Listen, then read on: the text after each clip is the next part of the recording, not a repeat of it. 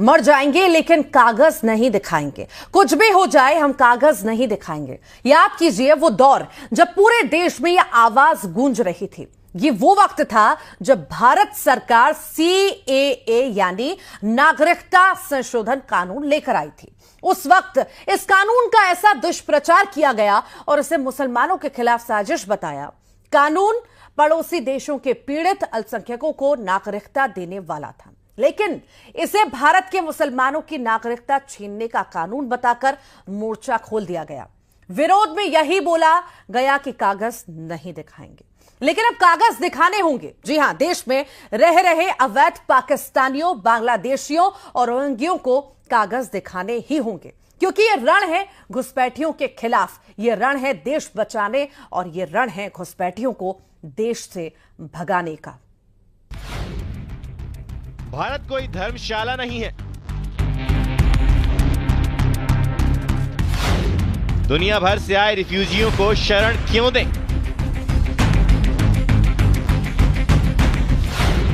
हम खुद 140 करोड़ लोगों के साथ संघर्ष कर रहे हैं। सुप्रीम कोर्ट ने यह टिप्पणी श्रीलंका के एक नागरिक की शरण की याचिका को खारिज करते हुए दी। सुप्रीम कोर्ट ने दो टूक कहा कि भारत कोई धर्मशाला नहीं है जहां हम दुनिया भर से आए विदेशी नागरिकों को जगह दे सके। एक तरफ सुप्रीम कोर्ट ने शरणार्थियों पर सख्त रुख अख्तियार करते हुए गंभीर टिप्पणी की, तो दूसरी तरफ अब भारत में अवैध तरीके से रह रहे पाकिस्तानी, बांग्लादेशी और रोहिंग्याओं के खिलाफ एक्शन तेज हो रहा है। घुसपैठियों की तलाश, उनकी जांच और उन्हें वापस उनके देश भेजने के लिए गृह विभाग ने आदेश जारी कर दिए हैं, जिसके तहत घुसपैठियों के लिए हर जिले में होल्डिंग सेंटर बनाया जाएगा। गिरफ्तारी के बाद उन्हें 30 दिनों तक इन होल्डिंग सेंटर में रखा जाएगा। वहां पर जांच के बाद उन्हें डिपोर्ट किया जाएगा। ये होल्डिंग सेंटर डिटेंशन सेंटर की तरह काम करेंगे। इसके लिए गृह विभाग ने गाइडलाइन जारी कर दी है, जिसका कलेक्टर और SP को पालन करना होगा। केंद्र सरकार की तरफ से बनाए गए नियमों के तहत घुसपैठियों पर कार्रवाई सुनिश्चित की जाएगी। साथ ही घुसपैठियों को लेकर की गई कार्रवाई का ब्यौरा हर महीने की 5 तारीख को गृह विभाग और पुलिस मुख्यालय को भेजना होगा। इतना ही नहीं, घुसपैठियों की गिरफ्तारी की जानकारी विदेश मंत्रालय से भी साझा की जाएगी।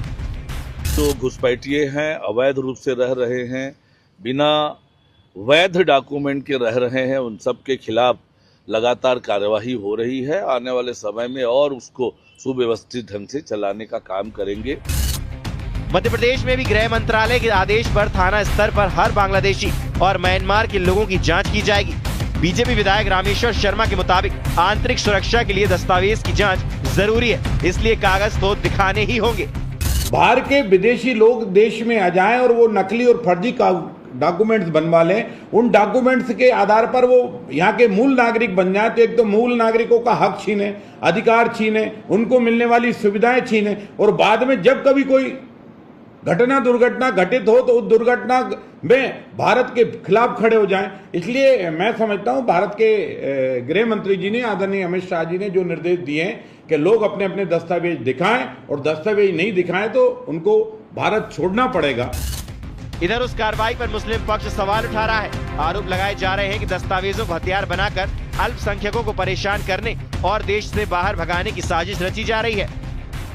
ये कागज तो जब तक नहीं है तो पहुँचाया नहीं जाए उनको, वो तो यहीं रहेंगे।